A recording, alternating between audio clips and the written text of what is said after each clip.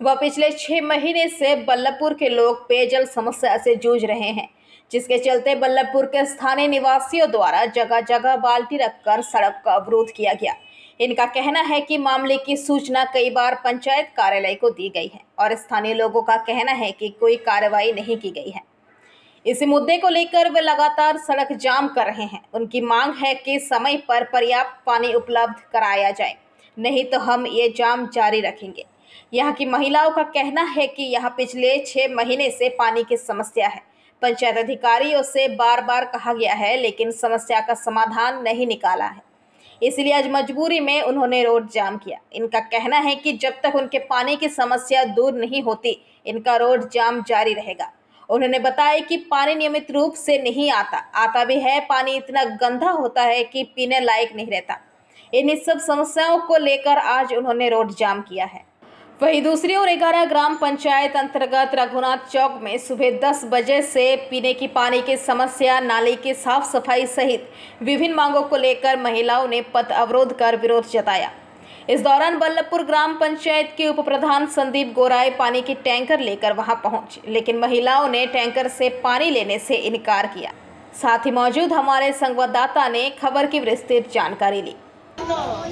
এই মুহূর্তে আমরা এসে পৌঁছেছি আসানসোল দক্ষিণ সাউথ বিধানসভায়, যেখানে আপনাদেরকে জানাই দুটি পঞ্চায়েত রয়েছে, এখানে বল্লভপুর পঞ্চায়েত এবং 11 পঞ্চায়েত। সরাসরি আমরা এখন রয়েছি পঞ্চায়েত এলাকার রঘুনাথ চক এরিয়াতে, বাঁশতলা মোড় ঠিক ঢিল ছড়া দূরত্বে তার এই জায়গায় রয়েছে রঘুনাথ চক।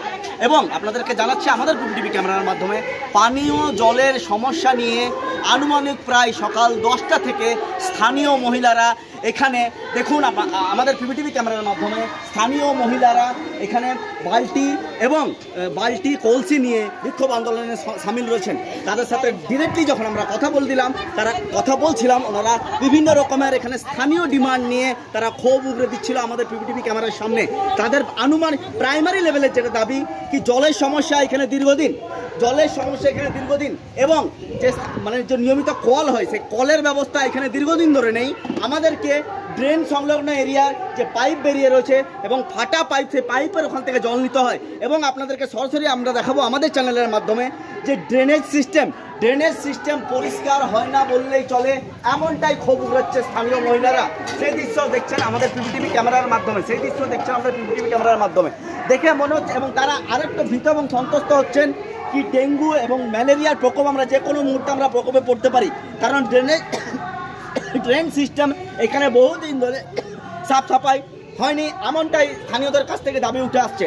দেখুন কিভাবে ওনারা জল নিচ্ছে, এইভাবে ড্রেনের ভেতর থেকে বর্ষাকালীন পরিস্থিতিতে আমরা প্রচণ্ড প্রবলেমে পড়ি। এখানে সিস্টেম আপনারা সরাসরি দেখছেন আমাদের টিভি ক্যামেরার মাধ্যমে কীভাবে তারা এখানে জল এখানে ভরে। এবং স্থানীয়দেরকে আমরা দেখাবো এই জায়গায় পুরো ভিড় করে তারা বিক্ষোভ আন্দোলন করছে, সেই দৃশ্য আপনারা দেখছেন। এবং আমরা এখানে কথা বলে নেব স্থানীয় মহিলারা তারা আর কি চাটাও ডিমান্ডগুলো, প্রাথমিক যে ডিমান্ডগুলি একটা সমাজে বসবাস করতে গেলে প্রাথমিক যে ডিমান্ডগুলি কি তারা পাচ্ছে না, কোথার থেকে ডিটাচ হচ্ছে, কোন জায়গা থেকে ডিটাচ হচ্ছে, তারা আমাদেরকে সেই আসুন দেখে নিই তারা আমাদেরকে আর কি ক্ষোভ ঘুরে দিচ্ছে।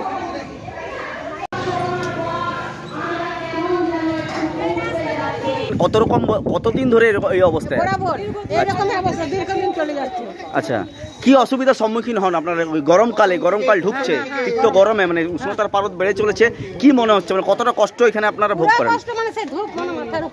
দিদি আমাদেরকে আপনারা জানান কি কিছুক্ষণ আগে রঘুনাথ চক যে আপনাদের এই রাস্তা, এখানে আপনারা বালতি কলসি নিয়ে পরে পথ অবরোধ করছেন, কি বিষয়টাকে সামনে রেখে যদি আমাদের কি এখানে আপনারা যে হাড়ি বালতি আজকে বলে নয়, মানে কয়েকদিন ধরে জল নেই, ড্রেনগুলো খুব ময়লা, কতবার পঞ্চায়েতে দরখাস্ত দিয়ে ঠিক করেছি, কিন্তু কোন পঞ্চায়েত পড়ছে আপনাদের? সাহেবগঞ্জ পঞ্চায়েত। আমাদের এই রাস্তার মধ্যে বালতি জলের হাড়ি এসব নিয়ে পরে পথ অবরোধ করছেন, কি বিষয়টাকে নিয়ে? জলের জন্য ড্রেনগুলো পরিষ্কার।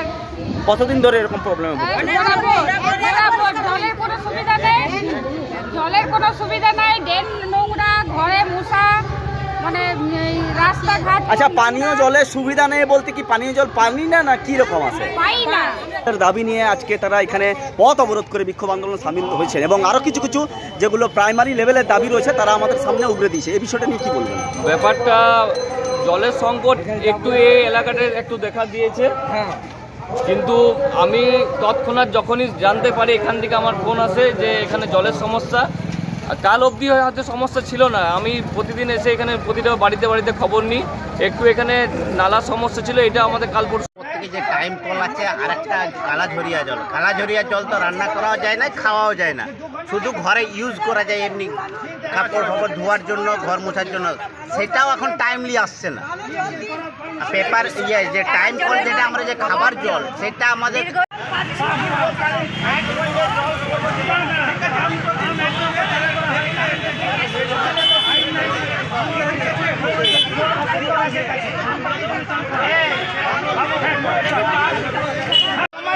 জল পড়ছেই না, তারপরে আবার বাটিতে টেনে মুখে করে টেনে বাড়িতে বাটিতে ঘটি টেনে প্রধানের কাছে আমরা গিয়েছিলাম 8 দিন আগে, উনি বলেছেন 2 দিনের মধ্যেই ব্যবস্থা হয়ে যাবে। উপপ্রধানও তাই একই কথা বলেছেন। তারপরে